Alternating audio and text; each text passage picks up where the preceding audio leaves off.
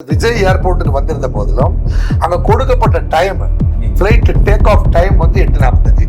அதான் விஜய் வந்து காலதாமதமா புறப்பட்டாரு. அவரு லேட்டா போல, விஜய் அந்த டைமுக்கு அவர் போயிருச்சு. இதுதான் வந்து ஸ்டடி பண்ண வேண்டியது.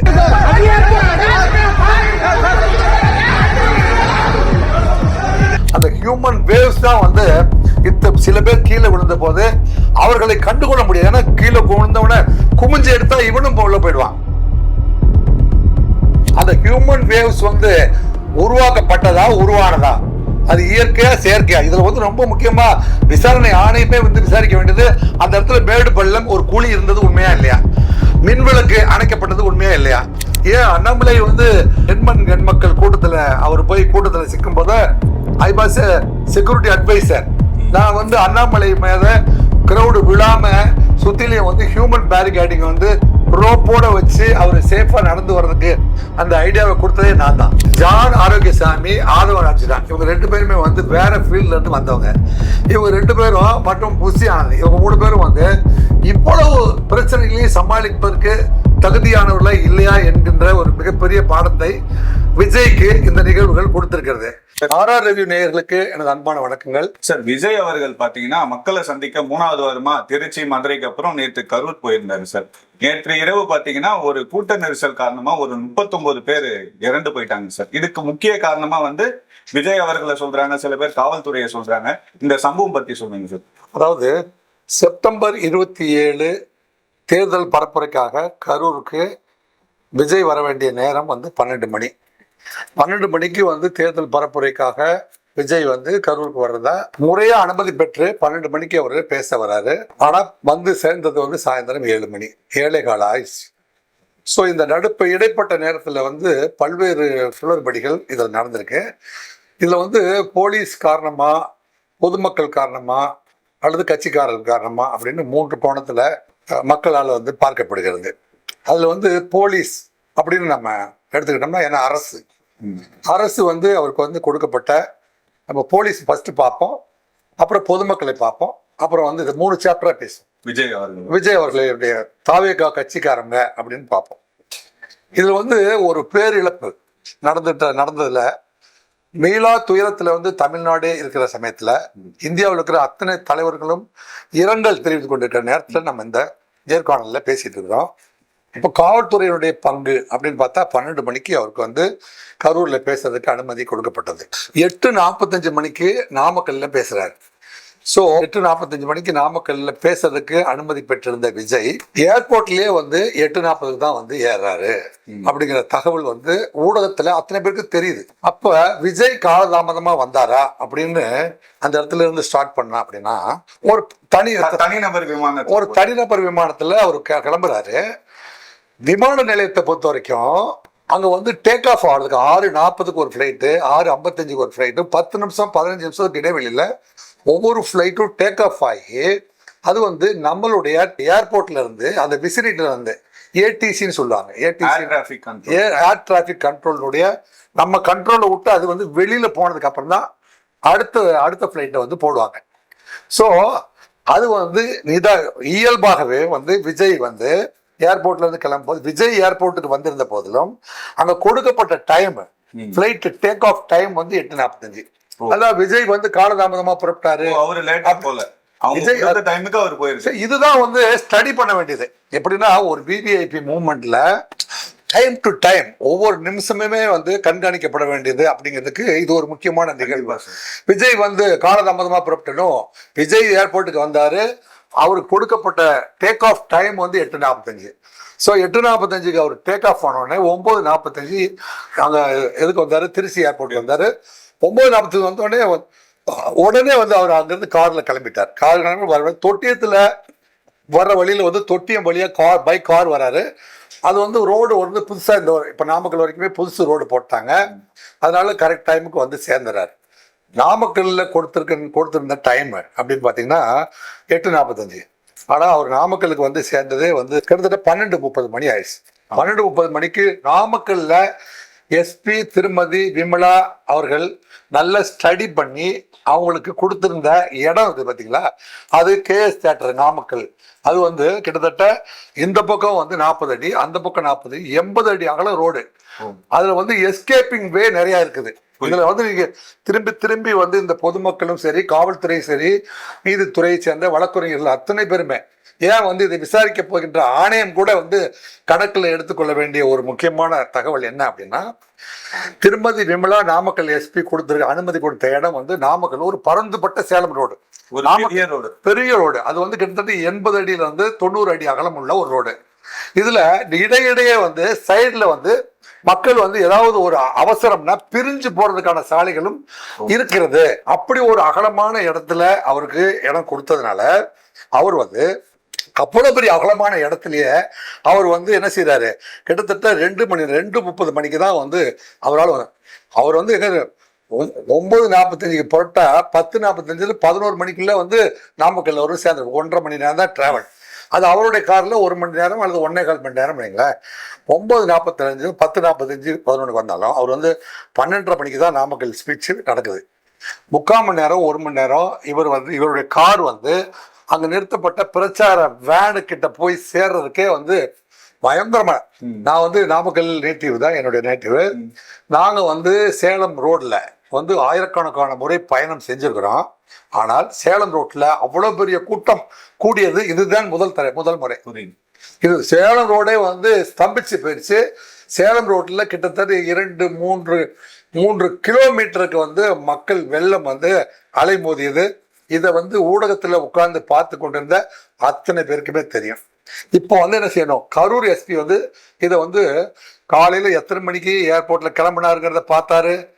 ஏற்கனவே வந்து மதுரை கூட்டத்துல எவ்வளவு பேர் வந்தாங்கன்னு பார்த்தாரு, திருச்சியில பார்த்தாரு, திருவாரூர்ல பார்த்தாரு, நாகப்பட்டினத்துல பார்த்தாரு. இத்தனையுமே வந்து எஸ்பி கரூர் அவர்கள் பார்த்து கொண்டுதான் இருந்தார்.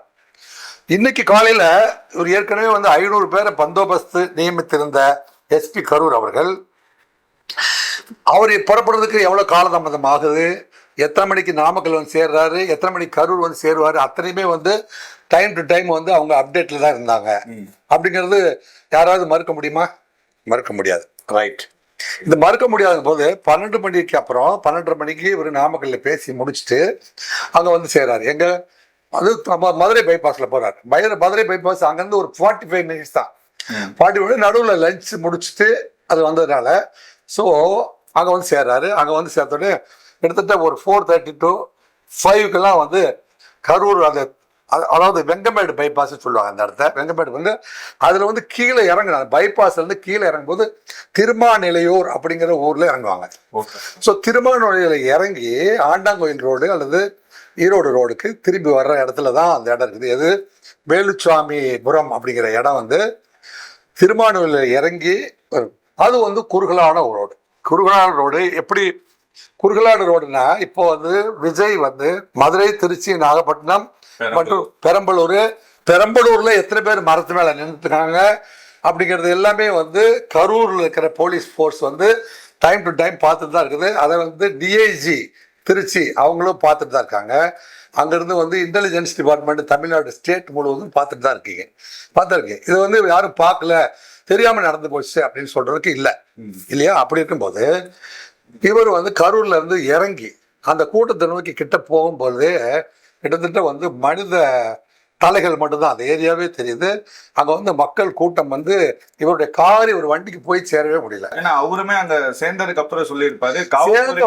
சேர்ந்த உடனே அவர் முதல் வார்த்தை அவர் சொன்னது, முதல்ல எனக்கு காவல்துறை நண்பர்களுக்கு எனது மனமார்ந்த நன்றியை தெரிவித்துக் கொள்கின்றேன்.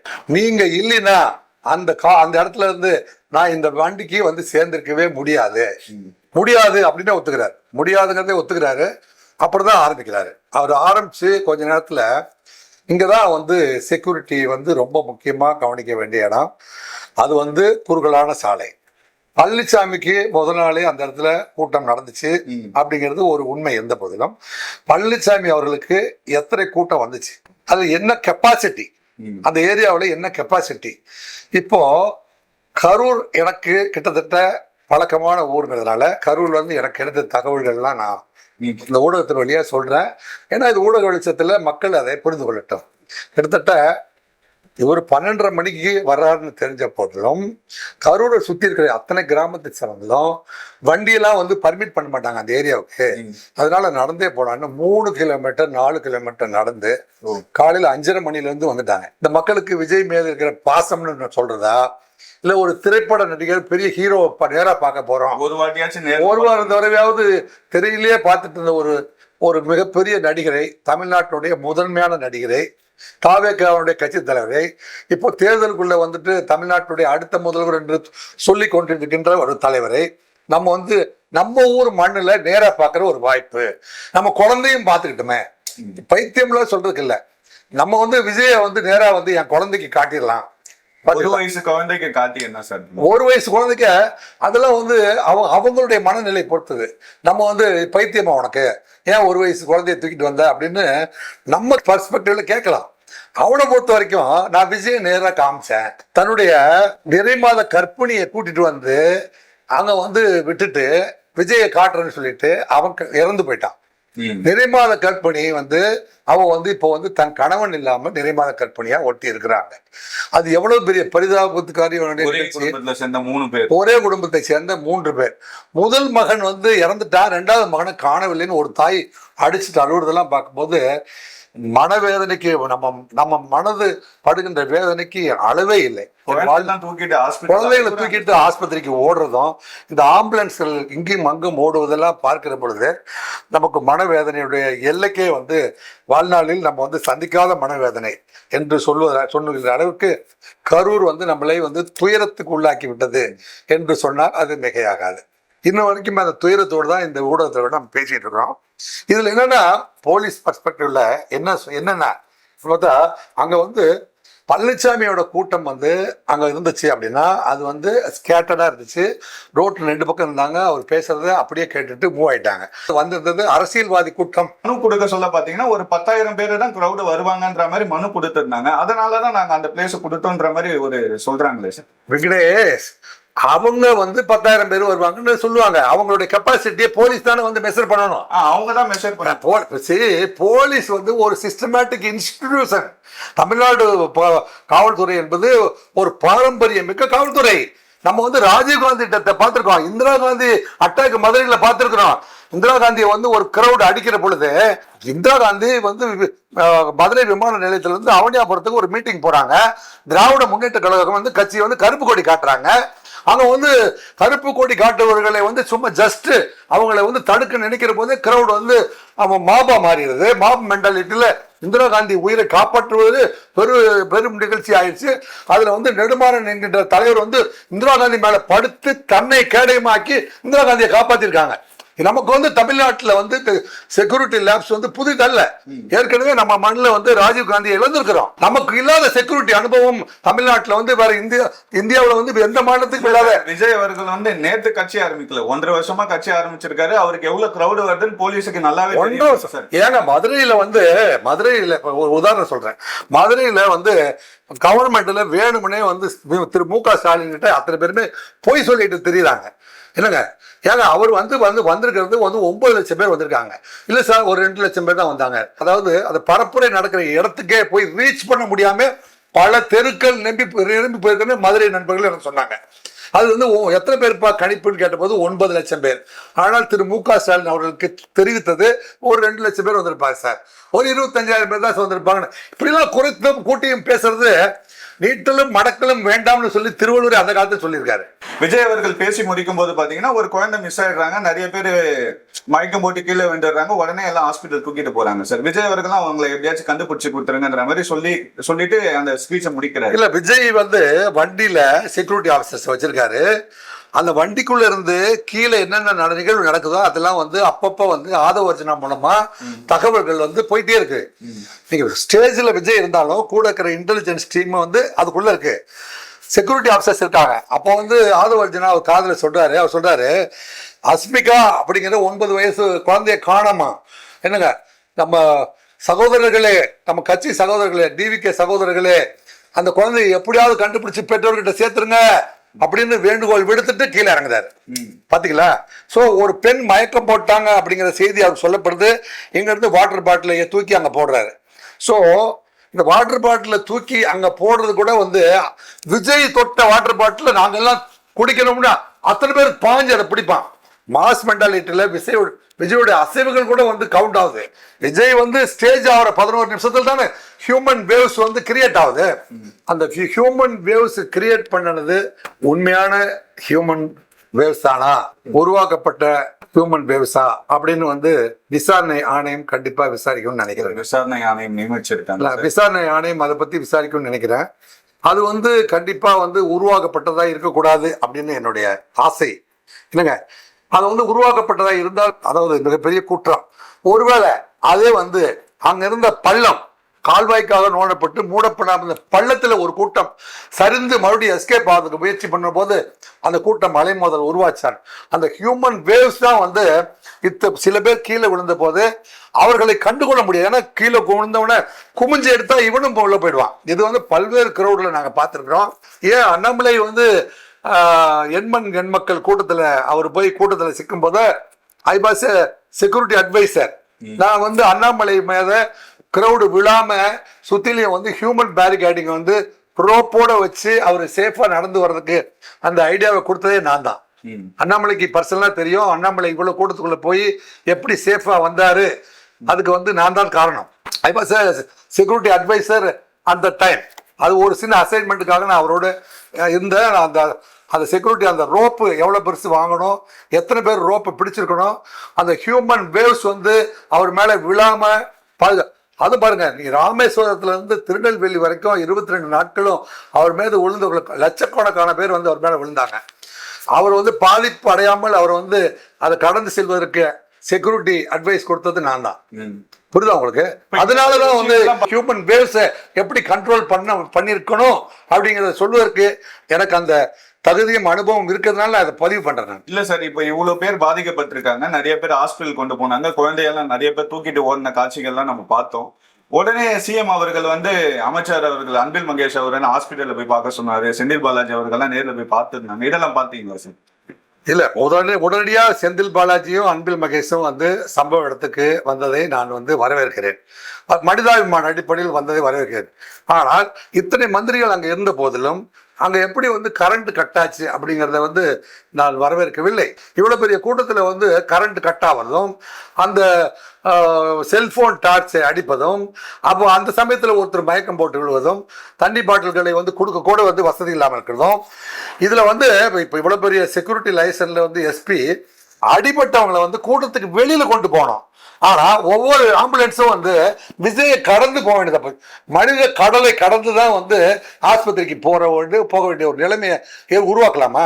வேற ரூட்டு. அதாவதுங்க, எப்போதுமே வந்து ஒரு கூட்டங்கள் ஏற்படும் போது ஆம்புலன்ஸை வந்து எஸ்கேப்பிங் வேல போட்டு வச்சிருப்போம். ஆம்புலன்ஸ் எங்க போட்டு வச்சிருப்போம்?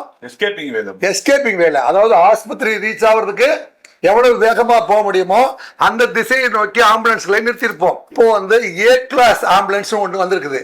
இப்போ இது வந்து மரியாதைக்குரிய தளபதி விஜய் அவர்களுக்கும் மாண்புமிகு முதல்வர் அவர்களுக்கும் மரியாதைக்குரிய பழனிசாமி, சீமான், அண்ணாமலை அத்தனை பேருக்குமே என்ன தகவல்னா, இப்போ வந்து ஒரு புது ஆம்புலன்ஸ் ஒன்று வந்திருக்கு. 108 ஆம்புலன்ஸ் இல்ல, இப்போ வந்துட்டு ஆம்புலன்ஸ். அந்த ஆம்புலன்ஸ்குள்ள கூட்டு போய் போட்ட உடனே அங்கிருந்தே ட்ரீட்மெண்ட் ஆரம்பிச்சிடும். அவ்வளோ ஃபெசிலிட்டியோட வந்து 25 ஆம்புலன்ஸ் வந்து இந்தியாவில் இன்ட்ரோடியூஸ் ஆயிருக்கு. அது அப்போலோவில் 25 இருக்குது, சூர்யா ஹாஸ்பிட்டல் வடபழனியில் 25 இருக்குது. இந்த மாதிரியான ஆம்புலன்ஸ் வந்து அவங்க வந்து எடுத்து வச்சுக்கணும். இவ்வளோ பெரிய கூட்டத்தை கூட்டக்கூடிய அரசியல் கட்சி தலைவர் அத்தனை பேருமே ஆம்புலன்ஸ்ல போட்ட உடனே ட்ரீட்மெண்ட் ஸ்டார்ட் பண்ணக்கூடிய ஆம்புலன்ஸ் வந்து ஒரு ஹியூமன் கரோட். அந்த இடத்துல எவ்வளவு பெரிய மிஸ்ஸிங் நடந்தது தெரியுமா தம்பி? அதுக்கு பேர் கோல்டன் ஹவர்னு பேரு. ஒரு மனிதன் பாதித்து உயிருக்கு துடித்து கொண்டிருக்கிற நேரத்துல வந்து அவன் மருத்துவமனைக்கு போய் சேர்கின்ற வரைக்கும் அவனுக்கு ஆக்சிஜன் சப்ளையோட பிளட் லாஸ் இல்லாம மூளைக்கு போற ரத்தம் வந்து நிறுத்தப்படாமல் அவன் வந்து கொண்டு போய் சேர்க்கப்படுவான். ஆனால் அவரை காப்பாற்றப்பட முடியும். இதுதான் ஃபர்ஸ்ட் எய்ட்ல இருக்கிற மிகப்பெரிய தியரி. இந்த தியரியை வந்து படிச்சிருக்கிறவங்க தான் வந்து செக்யூரிட்டி ஆஃபீஸரா இருக்கணும். சும்மா பாடி காமிச்சிட்டு எல்லாம் ஜிம்முக்கு போயிட்டு நெஞ்ச நிறுத்திட்டு நிற்கிறவனெல்லாம் வந்து கொண்டு வந்து 45 பேரை பவுன்சரை நிறுத்திட்டோம் அப்படின்னா அதுக்கு பேர் செக்யூரிட்டி அல்ல. செக்யூரிட்டினா ஃபர்ஸ்ட் எய்டு தெரிஞ்சவன் தான் செக்யூரிட்டி இருக்கணும். இமீடியட்டா அவனை வந்து ஆம்புலன்ஸ்ல போடணும். ஆம்புலன்ஸ்ல போட்ட உடனே அவனுக்கு ஆக்சிஜன் சிலிண்டரை வச்சிடணும். அப்படி வந்து செக்யூரிட்டி லைசனை வந்து கிரியேட் பண்ணல. இப்ப அந்த ஊர் மாவட்ட செயலாளர் மேல எஃப்ஐஆர் போட்டிருக்காங்க.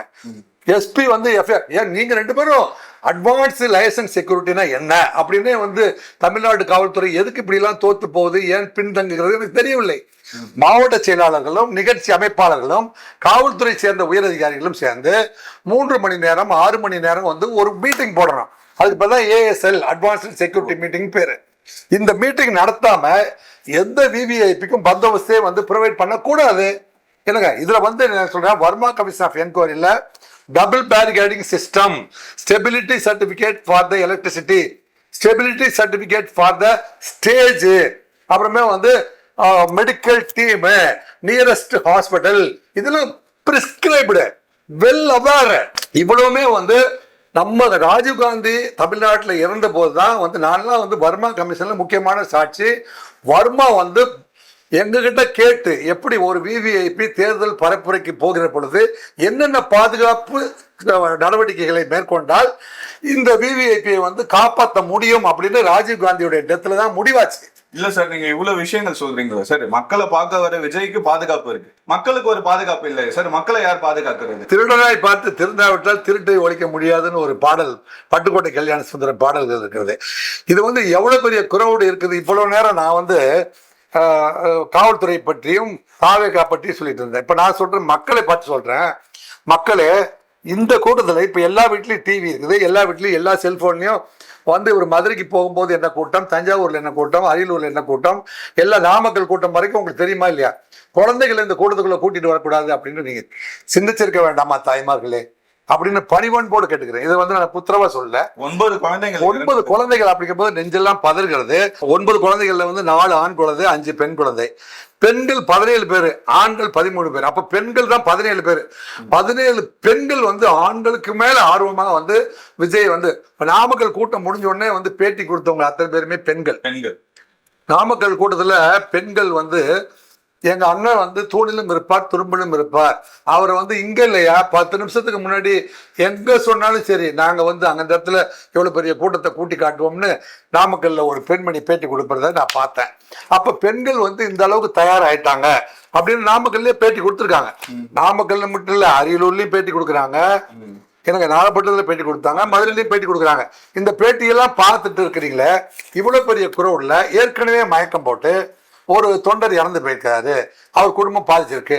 இன்னொரு தடவை வந்து விஜய் வந்து மதுரையில ரேம்ப் வாக்கிங் போங்கிற போது அவன் வந்து தாண்டி குதிச்சு போன ஒருத்தனை தூக்கி எறிஞ்சாங்க, அதுக்கு ஒரு வழக்கு பதிவு பண்ணியிருக்காங்க. அவ்வளவு குரவுடு வருது, ஒன்றும் இன்னசென்ட் யாருமே கிடையாது. அப்படி இருக்கும்போது வாலண்டரியா போய் ஒரு நுழைய முடியாத கிரவுடுக்குள்ள நுழைஞ்சு தன் இன்னுயிரை இணைத்திருக்கிற இந்த 39 குடும்பத்திற்கும் வந்து எனது ஆழ்ந்த இரங்கலை தெரிவித்துக் கொள்கிறேன். முதல்ல ஹாஸ்பிட்டல்ல 51 பேர் சிகிச்சையில் இருக்காங்க. திரு உதயநிதி ஸ்டாலின் சொல்றாரு, அந்த 51 பேருமே வந்து கண்டிப்பாய் வந்து காப்பாற்றி விட வேண்டும். அதற்கு எத்தனை இல்லை எந்த மாதிரியான காஸ்ட்லி மெடிசன் வேணாலும் வந்து அதை வாங்குங்க, பிரைவேட் ஹாஸ்பிட்டல் கூட கொடுங்க, அது யாருமே சார்ஜ் பண்ணாதீங்க, அத்தனை பேரையும் உயிரை காப்பாத்துங்கள். இந்த இடத்துல வந்து தமிழனுடைய மனிதாபிமானம் தலை தூக்கி நிற்கிறது என்னால பார்க்கப்படுகிறது. ஆனா இந்த லைசன் ஆபீசர்ஸ்ல அல்லது கரூர் மாவட்ட செயலாளர்கள் மற்றும் வந்து இந்த புஷி ஆனந்த் போன்றவர்களுக்கெல்லாம் என்ன என்னுடைய அறிவுரை அப்படின்னா, கரூர்ல அவருக்கு ஒரு அசம்பாவிதம் ஏற்பட்டா அவரை எந்த ரூமுக்குள்ள தங்க வைக்க போறோம் அப்படின்னு ஒரு 2 பங்களாவது சீக்கிரட்டா ரெடி பண்ணிருக்கணுமா இல்லையா? ரெடி பண்ணிருக்க முடியாது. அதாவது எமர்ஜென்சி பெரிய தள்ளுமுள்ள இப்ப வந்து இவங்க 31 பேர் இறந்த பாரு, வேணவே கமத்துட்டான், விஜய் கூட வந்தவன்லாம் விழுந்துட்டான் அப்படின்னா டெம்பரரியா கரூர்ல நீங்க தங்கணுமா இல்லையா? தங்குறதுக்கு வந்து தனியா செக்யூரிட்டி அண்ட் சேஃப் பங்களா எதையாவது புக் பண்ணி அங்க ஏற்கனவே உங்க தனியார் செக்யூரிட்டியாவது அல்லது கவர்மெண்ட் செக்யூரிட்டியாவது போட்டு ப்ரொவைட் பண்ணி ஒரு பாதுகாப்பான இடத்துல வந்து விஜய் தங்குவதற்கான லைசனை நீங்க ஏற்பாடு பண்ணிருந்தா விஜய் அந்த இடத்த விட்டு போய் ஒரு கெட்ட பேர் வாங்க வேண்டிய அவசியம் இல்லை. கண்டிப்பா, ஏன்னா ஏர்போர்ட் எல்லாம் சொல்லி கொடுக்கறது பீப்பிள் எல்லாம் வந்து கேள்வி கேட்க சொல்ல விஜய் பதில் சொல்லாம போயிட்டாரு. பதில் சொல்லாம போறதுக்கு, அதாவது ஜான் ஆரோக்கியசாமி, ஆதவன் அர்ஜுனா இவங்க 2 பேருமே வந்து வேற ஃபீல்ட்ல இருந்து வந்தவங்க.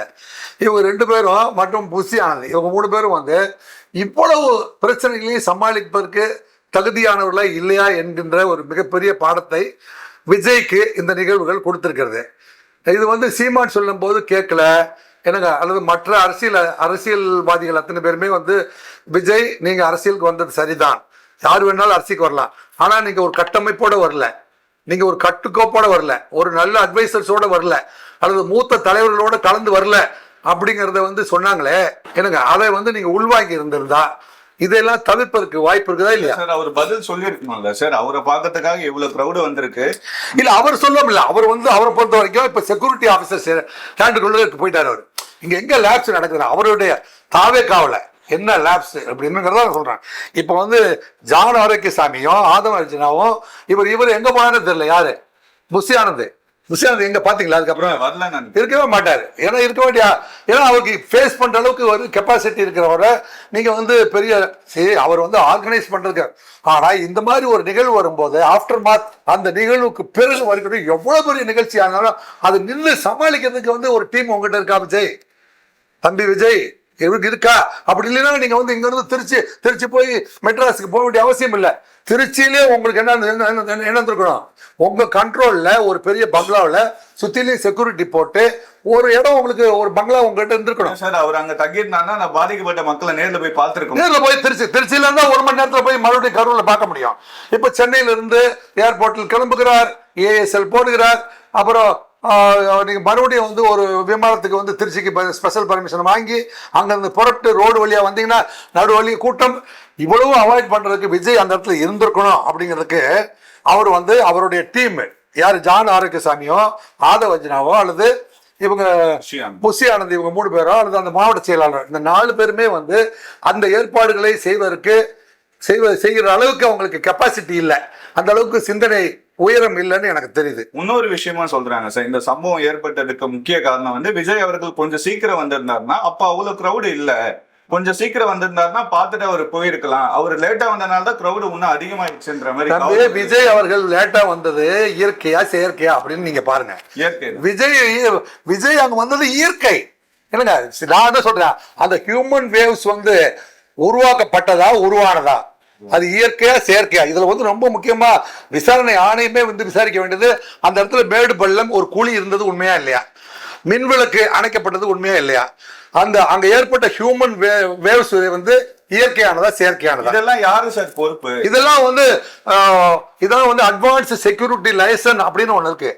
அட்வான்ஸ் செக்யூரிட்டி லைசன் அப்படின்னா அதாவது கரூர் மாவட்ட காவல்துறை அதிகாரிகளும் தாவேகாவுடைய மாவட்ட பொறுப்பாளர்கள் மற்றும் மாநில பொறுப்பாளர்கள் வந்து அட்வான்ஸ் செக்யூரிட்டி டீம் வந்து அங்க போய் அவங்களோட ப்ராப்பர் லைசனிங் பண்ணதுக்கு அப்புறம் தான் தலைவரை வர வைக்கணும். அப்பேற்பட்ட ஒரு டீம் வந்து மாவட்ட காவல்துறையில இருந்ததா எனக்கு தெரியல, இல்ல தாவேகாவில் இருப்பதாகவும் எனக்கு தெரியவில்லை. இது வந்து இதுல யாருடைய வயல் பொறுப்பு அப்படின்னு பாத்தீங்கன்னா நிர்வாகம் தானே பொறுப்பு. இந்த ஸ்டேட்டை யார் நிர்வகிக்கிறாங்களோ, லேப்ஸ் வந்துச்சுன்னா யாரு நிர்வாக அதிகாரி? நம்ம administrative officer for the state. Who is the administrative officer? Obviously யார் வந்து home minister of Tamil Nadu. Home minister of Tamil Nadu is responsible for everything happened in this Karur or இந்த ஸ்டேட். அப்படி இருக்கும்போது முதல்வர் என்ன செஞ்சாரு, அந்த இடத்துல பொறுப்பா ராத்திரி 1 மணிக்கு இந்த வயசுல ஏர்போர்ட்டுக்கு வந்து பிளைட் ஏறி நைட்டே வந்து ஹெலிகாப்டர்ல வந்து கரூர் சேர்ந்தார். அந்த இடத்துல மரியாதைக்குரிய திரு மு.க. ஸ்டாலின் அவர்கள் தன்னுடைய இருப்பை நிலைநிறுத்தி கொண்டார். கண்டிப்பா சார். என்னங்க இது வந்து ஒரு எக்ஸாம்பிளர் அப்படின்னு சொன்ன ஒரு சீஃப் மினிஸ்டர் ஆஃப் தமிழ்நாடு, ஒரு டாக்டர் கலைஞருடைய மகன் அப்படிங்கிறத அவர் இந்த இடத்துல ப்ரூவ் பண்ணி ராத்திரி 12 மணியா இருந்தாலும் நான் சம்பவ இடத்துக்கு போவேன் அப்படிங்கிறத வந்து அவர் நிரூபித்தார். அந்த விதத்துல திரு மு.க. ஸ்டாலின் அவர்களை நான் வந்து பாராட்டுகிறேன். உடனடியா வந்து வெளிநாடு சென்றிருந்த தன்னுடைய மகனையும் வந்து துணை முதல்வரையும் வந்து வர வச்சு ஃபீல்டில் நான் வந்து முன்னோடியா இருந்துட்டேன், நீ வந்து பின்னாடியே போய் எல்லா ஃபீல்டு ஒர்க்கையும் பாருன்னு வழி அனுப்பியிருக்காரு. இந்த இடத்துல வந்து திரு மு.க. ஸ்டாலினும் துணை முதல்வரும் தன்னுடைய இருப்பை நிரூபித்திருக்கிறார்கள். அதே மாதிரி பாத்தீங்கன்னா இறந்தவர்கள் குடும்பத்துக்கு வந்து 10 லட்சம் ரூபாய், இறந்தவர்கள் குடும்பத்துக்கு 10 லட்சம், இறந்தவர்களுடைய குடும்பத்திற்கு தமிழக முதல்வர் நேற்று இரவே வந்து இறந்தவர்கள் குடும்பத்துக்கு 10 லட்சமும், அதுல வந்து காயப்பட்டு சிகிச்சையில் இருக்கிறவர்களுக்கு 1 லட்சம் அறிவிச்சாரு. இதெல்லாம் உள்வாங்கி கொண்டிருந்த என்னால் வந்து நான் வந்து மனம் நொறுங்கி போன நிலையில் இருக்கிறேன். தம்பி விஜய் என்ன சொல்றாருன்னா, வார்த்தைகளால் எடுத்து சொல்ல முடியாத அளவுக்கு சோகத்தில் நான் மூழ்கி இருக்கிறேன். என்னங்க இறந்து போன 39 குடும்பத்தை சேர்ந்தவர்களுக்கும் எனது ஆழ்ந்த அனுதாபங்கள். இறந்து போன குடும்பத்திற்கு 20 லட்சம் ரூபாய் வந்து நாங்கள் வந்து கட்சியின் சார்பாக நாங்கள் கொடுக்கிறோம். அதே சமயத்தில் காயப்பட்டு மருத்துவமனையில் இருக்கிற சிகிச்சை பெற்று 50 குடும்பத்திற்கும் 2 லட்சம் ரூபாய் வந்து நான் வந்து நிவாரண நிதியாக வழங்குகிறேன் என்று சொன்னாரு. ஸோ விஜயும் வந்து தன்னுடைய மனசு எவ்வளவு பெருசு, தன் தொண்டர்கள் மீது எவ்வளவு பெரிய பாசம் வைத்திருக்கார் என்பதை விஜயும் நிரூபிச்சிட்டாரு.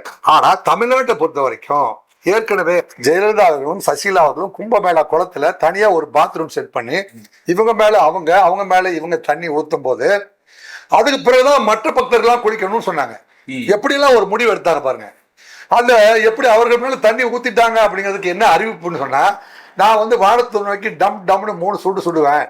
அப்ப சென்டர் ஆஃப் அட்ராக்ஷன் என்னாச்சு, 12 வருஷமா காத்துட்டு இருந்த அத்தனை மக்களுமே வந்து குளத்தை நோக்கி, ஓ நம்ம வந்து அம்மா 2 பேரும் குளிச்சுட்டாங்க நம்மளும் குளிக்கலாம் அப்படின்னு ஒரே நேரத்துல வந்து ஸ்டாம்பைட் ஆனாங்க. கிட்டத்தட்ட 48 பேர் வந்து உயிரிழந்துட்டாங்க. அப்படியே பாத்தீங்கன்னா மாஞ்சோலை தோட்ட தொழிலாளர்கள் அதுல வந்து 17 பேர் வந்து, ஏன்னா தாமிரபரணி ஆற்று கரையில போயிட்டு இருக்காங்க, கலெக்டர் ஆஃபீஸ் நோக்கி போயிட்டு இருக்காங்க. அவங்க சொல்றாங்க மாஞ்சோலை தோட்ட தொழிலாளர்களுடைய பட் டாக்டர் கலைஞர் அவர்கள் வந்து முதல் தொகுதி வந்து குளித்தொழில வந்து நங்காவரம் ஜமீனை எதிர்த்து வேலைக்கேற்ற கூலி அப்படிங்கிறது தான் அவருடைய முதல் போராட்டம். வேலைக்கேற்ற கூலிக்காக போராடினதுக்காக தான் தமிழ்நாட்டு மக்கள் கலைஞரை வந்து அங்கீகாரம் பண்ணாங்க, வேலைக்கேற்ற கூலியை வாங்கி கொடுத்தார். அதைத்தான் வந்து கிருஷ்ணசாமி தலைமையில் வந்து மாஞ்சோலை தோட்ட தொழிலாளர்கள் வந்து காலையில இருந்து சாயந்தரம் வரைக்கும் வேலை செய்யறாண்டா, 70 ரூபாயிலிருந்து 100 ரூபாயா மாத்தி கொடுங்கன்னு கேட்கிறாரு. அவங்க மேல வந்து லத்தி சார்ஜ் அடிச்சு அப்படியே தாமிரபரணி ஆத்துல வந்து குழந்தை குட்டியெல்லாம் குதிச்சு இறந்து போய் 500 பேர் காயம், 17 பேர் மரணம். இதெல்லாம் வந்து திராவிட முன்னேற்ற கழகத்துக்கு புதிய பாடம் அல்ல. உங்களுக்கு வந்து போதுமான எக்ஸ்பீரியன்ஸ் இருக்குது. அப்படி இருந்த போதிலும் வந்து இந்த குறுகலான சாலைக்குள்ள இவ்வளவு பெரிய கூட்டத்தை அடைக்கலாமா வேண்டாமா அப்படிங்கிறது வந்து அவங்க இடம் கெப்பாசிட்டி தானே முக்கியம். இடம் வந்து குறுகலான இடம் இருக்கும் போது அது வந்து இப்போ ஒரு 2000 பேர் பிடிக்க வேண்டிய இடத்துல 20,000 பேர் உள்ள விட்டுட்டு கடைப்பிடிக்கல யாரால கடைப்பிடிக்க முடியும்? எந்த குழந்தை இப்போ கடைப்பிடிக்க முடியாத குழந்தையா செத்து போச்சு, இல்ல கடைப்பிடிக்க முடியாத கணவனா செத்து போனா, அங்க ஏற்பட்ட ஹியூமன் வேவ்ஸ் எல்லாம் செத்து போனா என்னங்க, அங்க நடந்த ஹியூமன் வேவ்ஸ் அந்த 11 நிமிடத்துல அங்க மின்சாரம் இல்லாத போது விஜய் முகத்தை பார்ப்பதற்காக ஏற்பட்ட ஹியூமன் வேவ்ஸ்.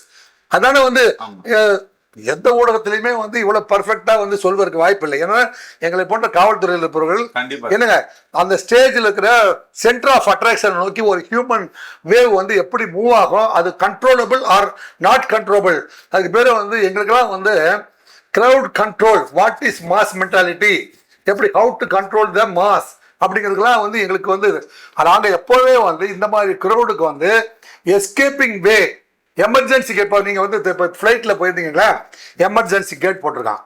இப்போ வந்து டவுன் பஸ்லேயே வந்து எமர்ஜென்சி கேட் அப்படி போட்டிருக்காங்க இல்லையா? டவுன் பஸ்ல எமர்ஜென்சி கேட் இருக்குது, ஃப்ளைட்டில் இருக்குது, ஆட்டோவில் இருக்குது, தியேட்டர் சினிமா தியேட்டரில் இருக்குது. இத்தனை இடத்துல எமர்ஜென்சி எக்ஸிட் இருக்கும்போது விஜய் பேசுற இடத்துல எமர்ஜென்சி எக்ஸிட் எங்க இருந்துச்சுன்னு சொல்லுங்க தம்பி. சார், இப்போ விஜய் அவர்களை வந்து அரெஸ்ட் பண்ணணும்ன்ற மாதிரி ஒரு தரப்பினர் சொல்றாங்களே சார், இது அவரு காரணமா இருப்பாரா, இல்ல இதுல டேர்ம்ஸ் அண்ட் கண்டிஷன்ல வந்து இதுக்கு அவர் முக்கிய காரணமா கருதப்படுமா? இது கைது பண்றதுக்கு என்ன காரணம் சொல்லுங்க? அவர் வந்து அனுமதி பெற்று ஒரு கூட்டத்தை நடந்தாரு. அவருடைய டீம் அனுப்பி வச்சு போய் வந்து மாவட்ட காவல்துறை அதிகாரி அணுக சொன்னாரு. உயர்நீதிமன்றத்தை அணுகி நான் வந்து ஒரு அரசியல் கட்சி ஆரம்பிச்சுருக்கேங்க, எனக்கு பேச வாய்ப்பு கொடுக்க மாட்டேங்கிறாங்க, எனவே பேசுறதுக்கு அனுமதிங்கன்னு உயர்நீதிமன்றத்தையும் கேட்டு அவர் பேசுறதுக்கு போறாரு. தமிழ்நாடு பொறுத்த வரைக்கும் தமிழ்நாட்டு காவல்துறையுடைய தலைமை என்ன செய்யணும் அப்படின்னா, இதை விட கிரௌடு ஏன் குஷ்பு போய் திருச்சியில சின்னத்தம்பி படம் வெற்றி விழா கொண்டாடும் போது மேடையில் ஏறி நீ எங்கே நான் அங்கேன்னு சொல்லியிருக்காங்க. சொன்ன உடனே ஒரு கிரௌடு வந்து ஒன்று மேலே ஒன்று ஏறி ஐயோ குஷ்புவே பண்ணிட்டாங்கன்னு திருச்சியில் ஒரு கோயில் கட்டி அதில் 2 பேர் மிதிப்பட்டு செத்து போயிட்டான். இப்ப குஷ்பு தான் காரணமா? நீ எங்கே நான் அங்கே அப்படின்னு ஒரு பாட்டு பாடினது ஒரு காரணமா? குஷ்பு கைது பண்ணல. ஏன்னா இதே மெரினா பீச்ல வான்வெளி சாகசம் சொல்லிட்டு 12 பேர் இறந்து போனாங்க சார். வான்வெளி சாகசத்துக்கு நடத்தும் போது தமிழக முதல்வரும் அவருடைய துணைவியாரும் அமர்ந்திருந்தார்கள். அவங்க வந்து அந்த வான்வெளி சாகசத்தை பார்த்தார்கள். பார்த்துட்டு இருக்கும் போதே வந்து அங்க வந்து என்ட்ரி பாயிண்டும் எக்ஸிட் பாயிண்ட்லயும் வந்து தண்ணி ப்ரொவைட் பண்ணல. அதுல 3-4 மணி நேரம் வந்து உள்ள போனவங்க வெளியில வந்து தண்ணி கலெக்ட் பண்ணிட்டு போக முடியல. அங்க தண்ணி இல்லை. ஒரு சின்ன விஷயம்தான், தண்ணி இல்லாதனால ஸ்டார்விங் ஆயிட்டாங்க. அதுல வந்து பல பேர் மயக்கம் போட்டாங்க. ஏன்னா ஷோ வந்து 3 மணி நேரம் நடக்குது, அதுக்கு எவ்வளவு பேருக்கு தண்ணி கொடுக்கணும், எத்தனை கவுண்டர் அமைக்கணும் அப்படிங்கிறது வந்து ஒரு செக்யூரிட்டி லேப்ஸ், அதாவது திங்க் பண்ண முடியாத ஒரு கார்னர். அது மாதிரி இது வந்து திங்க் பண்ண முடியாத ஒரு கார்னர். இது வந்து விஜய் பொறுத்த வரைக்கும் 51 வயசான ஒரு திரைப்பட நடிகர் வந்து புதுசா வந்து அரசியல் நடிச்சிருக்காரு. நான் என் மக்களை சந்திக்க போறேன் அப்படின்னு கேட்கறது விஜயோட உரிமை. ஆனா அப்படி ஒரு தலைவர் வருகிற பொழுது அதுக்கு என்ன ஸ்கேல் ஆஃப் பந்தோபஸ்தை முடிவு பண்ணணும் அப்படின்னு முடிவு பண்ணி அதுல அசம்பாவிதம் இல்லாம நடத்த வேண்டியது யாருடைய பொறுப்பு தம்பி? தனி மனிதனுடைய உரிமையையும் உடைமையையும் உடலையும் பாதுகாக்கிறது. Constitution section 14, 15, 16, 21. ஏன்னா ஒரு தனி மனிதன் ஒரு கட்சியை ஆரம்பிக்கிறதுக்கும் தான் விரும்புகிற கட்சியில சேர்றதுக்கும் தான் விரும்புகிற மதத்தில் சேர்றதுக்கும் உரிமை இருக்கு. அவனுடைய கொள்கையை வந்து பரப்புரை செய்வதற்கு கான்ஸ்டியூஷன் படி உரிமை இருக்கு. அவன் அனுமதி கேட்டு போய் ஒரு கூட்டத்தை நடத்திட்டு இருக்காரு. விஜயை கைது செய்ய வேண்டும், தனி அரசு அப்படின்னு ஒருத்தர் பேசியிருக்காரு. உடனடியாக விஜய் மீது எஃப்ஐஆர் போட்டு அவரை கைது செய்ய வேண்டும் அப்படின்னு அவர் வந்து சுப்ரீம் கோர்ட் ஜட்ஜா இருந்து ரிட்டையர்ட் ஆகி வந்திருக்காருன்னு நினைக்கிறேன். இன்னொரு விஷயம் சொல்றாங்க சார், விஜய் அவர்கள் வந்து அவரோட பிளான் படி பாத்தீங்கன்னா இந்த வாரம் வந்து திருவள்ளூரோ வட சென்னையை தான் போக வேண்டியது. ஏன்னா போன வாரம் டிஎம்கே வந்து ஒரு கூட்டத்தை வந்து முப்பெரும் விழா நடத்தினால அவரு இந்த வாரம் கரூருக்கு போய் ஒரு மாஸ்க் காட்டுறதுக்காக இவ்வளவு பேர் இறந்து போயிட்டாங்க, விஜயால தான் இறந்து போயிட்டாங்கன்ற மாதிரி சொல்றாங்க. யார் சொல்லுங்க? ஊடகங்கள்ல சொல்லுங்க. யார் அந்த ஊடகத்து பேரை சொல்லுங்க. பேர் சொல்லாதவங்களுக்கு எல்லாம் வந்து பதில் சொல்ல வேண்டிய அவசியம் இல்லை. குறிப்பா நீங்க என்கிட்ட கேளுங்க, நான் பதில் சொல்றேன். விஜய் வந்து கரூருக்கு அனுமதி பெற்றிருக்கிறார், நாமக்கலுக்கு அனுமதி பெற்றிருக்கிறார். திருமதி விமலா வந்து பல தடவை வந்து இடத்த வந்து பர்சனலா போய் பார்த்தாங்க. அதே மாதிரி கரூர் எஸ்பியும் போய் பர்சனலா பார்த்தாரு. காலையில 3 மணிலேருந்தே கிரௌடு வந்திருக்கிறது உங்களுக்கு தெரியும். அப்ப உங்ககிட்ட இருக்கிற SP constable, SP SI, SP DSP, detachment, attachment, இத்தனை வந்து போலீஸ் ஃபோர்ஸ்குள்ளே இருக்குது. இவ்வளோ பேரும் சேர்ந்து எஸ்பியை வந்து சரியான முறையில் அப்டேட் பண்ணியிருந்தா எவ்வளோ க்ரௌடு, அந்த க்ரௌடுக்குள்ளே ஒரு அண்டி போகுமா போகாதா அப்படிலாம் முடிவெடுத்து அதுக்கு தகுந்த மாதிரி ஸ்ட்ரென்த் இன்க்ரீஸ் பண்ணி பாதுகாப்பு கொடுக்க வேண்டியது, அதான அசம்பாவிதம் இல்லாமல் அந்த கூட்டத்தை வந்து முடித்து கொடுக்க வேண்டிய பொறுப்பு அரசை சாருகிறதா இல்லையா தம்பி? கண்டிப்பா சார். ஏன்னா இப்ப விசாரணை கமிஷன் அமைச்சிருக்காங்க சார், இது எவ்வளவு நாள் இந்த விசாரணை போவோம், எங்கெங்க யார் யாரை விசாரிப்பாங்க சார்? விசாரணை கமிஷனை பொறுத்த வரைக்கும் ஆறுமுகசாமி விசாரணை ஆணையத்தை நீங்க பாத்தீங்களா? வருமா கமிஷன் விசாரணை ஆணையத்தை நீங்க பாத்தீங்க. இதே மாதிரி பல விசாரணை கமிஷன்கள் அமைக்கப்பட்டிருக்கிறது. விசாரணை கமிஷன் வந்து எப்பவுமே வந்து 3 மாதத்துக்குள்ளேயோ 60 நாளுக்குள்ளேயோ வந்து தன்னுடைய விசாரணை அறிக்கையை சமர்ப்பிப்பது இல்லை. விசாரணை கமிஷன் அறிக்கை அப்படிங்கிறத வந்து நான் குறித்து மதிப்பிடவும் இல்லை. அது ஒன்று தேவைதான். ஆனால் பொதுமக்களுக்கு இதன் மூலமாக என்ன அறிவுரை அப்படின்னு எப்பவுமே ஆர்ஆர் ரவிஸை பொறுத்த வரைக்கும் பொதுமக்களுக்கு ஒரு அறிவுரை சொல்வது வழக்கம். அந்த விதத்தில் நம்ம என்ன சொல்றோம் அப்படின்னா, மக்கள் வந்து 1000 பேர் மென்மே கோ மென்மே காம், எனக்கு யார் வேணா வரலாம், யார் வேணா போகலாம். அந்த இடத்துல எவ்வளவு பாதுகாப்பான முறையில் நம்ம போகணும், வரணும். தன்னுடைய ஒரு மனிதன், உயிரோடு இருக்கிற மனிதன் தன்னுடைய உயிருக்கும் உடலுக்கும் அவனே பாதுகாப்பு அப்படிங்கிறத உணர்ந்து இந்த கூட்டத்துக்குள்ள முண்டி எடுத்துக்கொண்டு நம்ம போலாமா வேண்டாமா அப்படிங்கிறத நீங்க முடிவு செய்யுங்க. ஆமா, நம்ம தான் பாதுகாக்கணும்.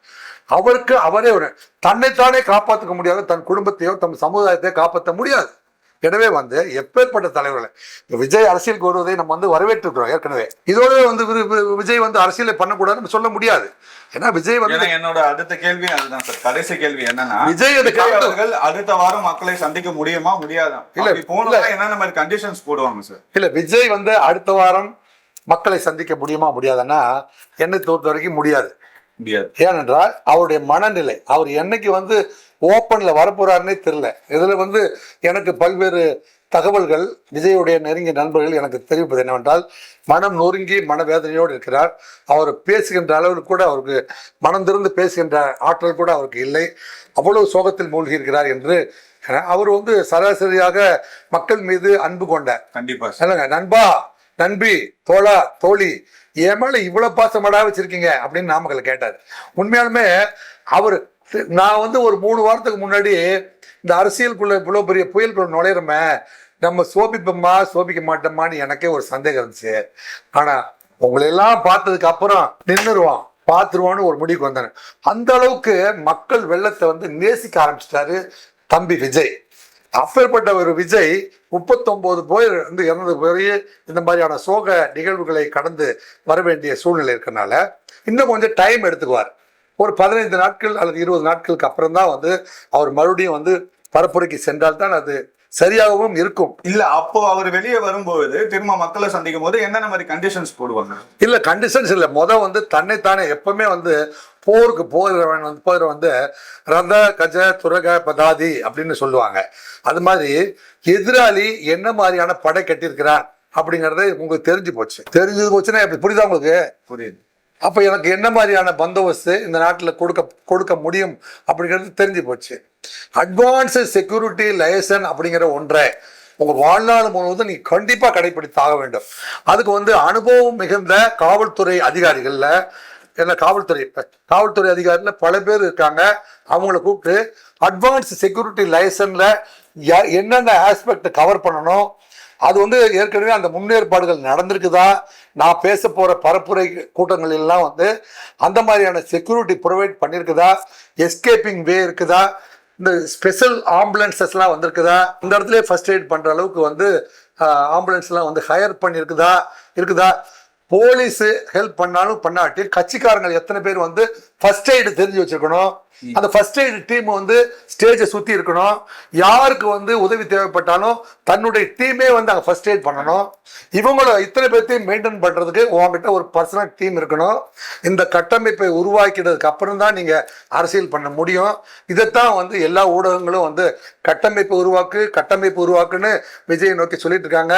விஜய் இப்போது இப்போ அமைதியாக உட்கார்ந்துருக்கும் போதாவது இந்த மாதிரியான ஊடகங்களில் வந்து பயனுள்ள செய்திகளை சொல்வதை கேட்டு புரிந்து கொண்டு கட்டமைப்பை உருவாக்கி கொண்டு வெளியில் வாருங்கள் என்று உங்களை வந்து நான் மீண்டும் அரசியலுக்கு அழைக்கிறேன். இந்த நிகழ்வுக்காகவும் இந்த 39 குடும்பத்திற்கும் ஆர்ஆர் ரிவ்யூ சார்பாக ஆழ்ந்த அனுதாபங்களை தெரிவித்துக் கொள்கின்றேன்.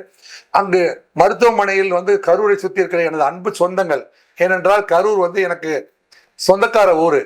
கரூர் வந்து நான் வந்து 1000 முறை மேல் ஒரு ஊருக்கு போயிருக்கிறேன் என்றால் அது கரூர் தான்.